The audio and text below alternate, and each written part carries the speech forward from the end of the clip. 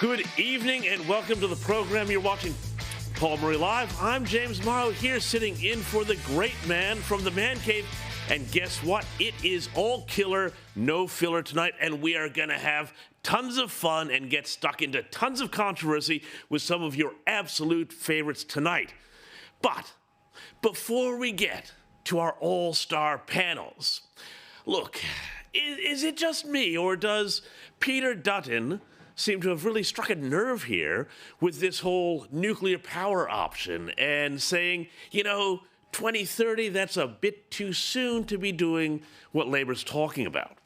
I mean, when I watch the reaction to what the opposition is saying these days, namely that there's no way that we are going to hit our 2030 carbon reduction targets without causing massive pain in the economy, and that if we have a hope in hell of getting to net zero by 2050, well, nuclear is going to have to be part of the mix, I think they are worried. I think they're worried that the jig is up, and that the more people hear Dutton say what I think are actually some pretty sensible and non-controversial truths, the more support will bleed away from a Labour Party that is already in need of a serious transfusion of primary votes.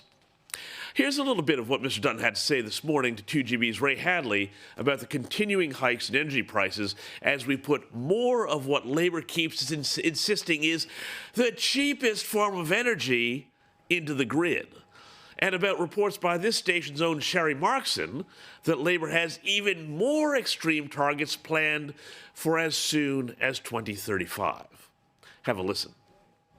Well, I just can't believe how disconnected they are from where people are at the moment in their own home budgets and in their own small business budgets. People can't afford another 20 or 30% increase in their electricity prices. We already pay the highest prices in the world, and now they're talking about their 65 to 75% target by 2035.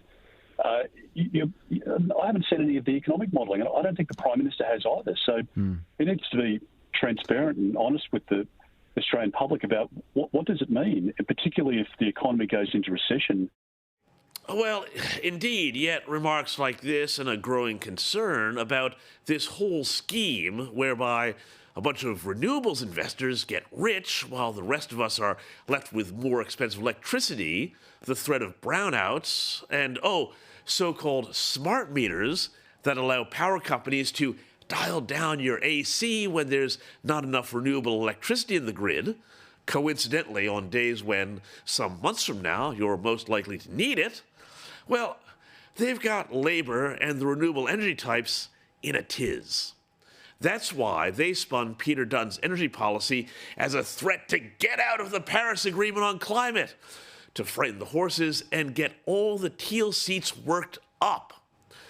Here's what Allegra Spender had to say about nuclear and the threat of getting out of Paris.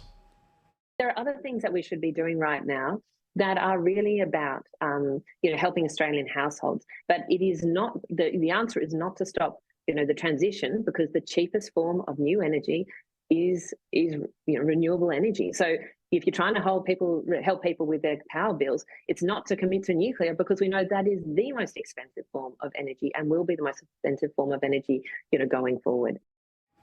Well, that's not true about renewables being the cheapest form, and we're going to talk about that in a little bit, but it is also pretty hilarious when people fret about Australia getting out of the Paris Agreement, given that 70% of the electricity in Paris, home of the Paris Accords, and indeed all of France, comes from nuclear energy.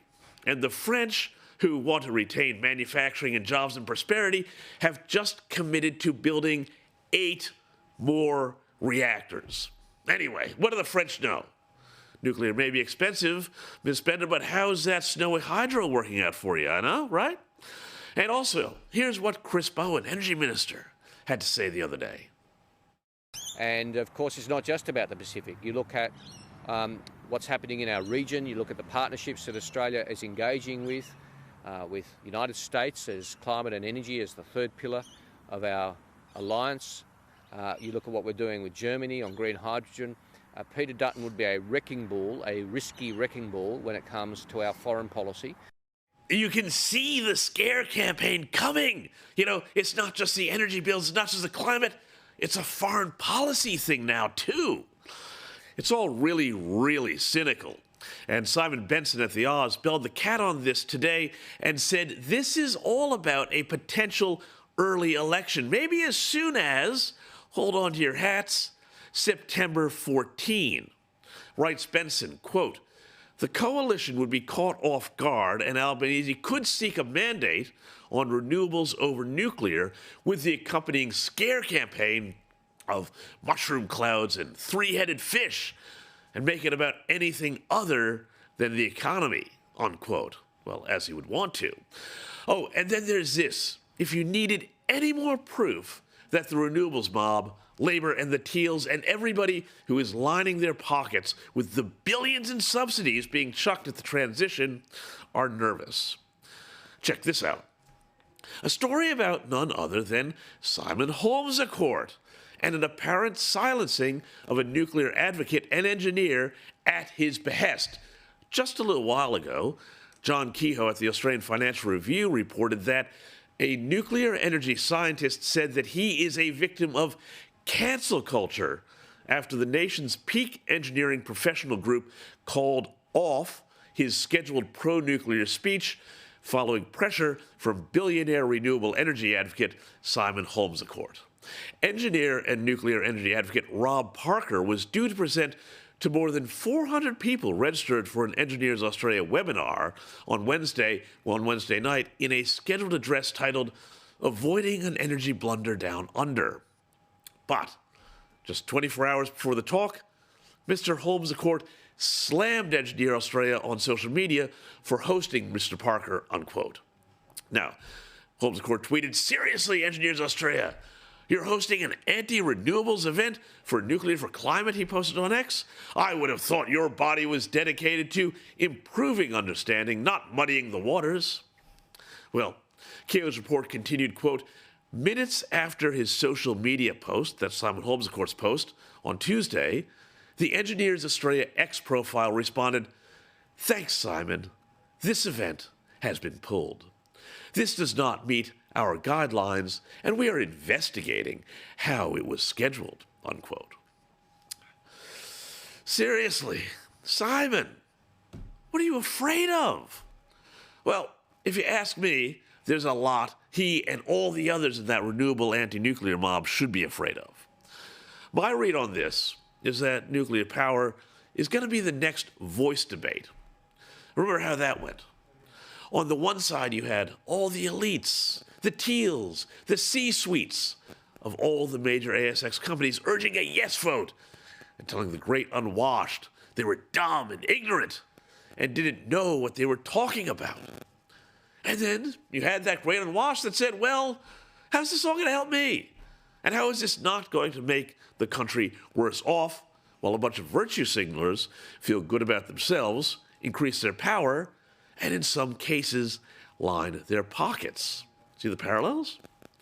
When the debate started, the yes vote was well ahead in the polls. And in the end, though, the referendum failed something like 60-40. Very similar energy here, I think, with nuclear versus all these renewables, all the big end-of-town types who talk climate and investing in things with guaranteed government returns and who don't care if it costs more to heat the pool. Everyone else, of course, they say not so much. By the way, John Kehoe, it should be noted, at the AFR, has also written an excellent dissection of those claims by the CSIRO in their Gen Cost report that nuclear is the most expensive form of energy, noting, among other things, CSIRO's analysis claimed that nuclear power plants last only 30 years, when more than 80 years is the norm.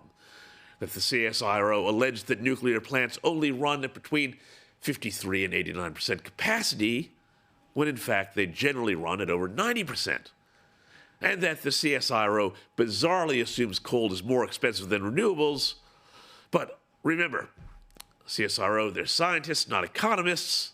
So when it comes to Gen Cost, probably not the best people for the job. But in the end, does any of this matter? I mean, look at this chart. Global annual CO2 emissions over time. There you see the world up top, and then China lower down, powering ahead.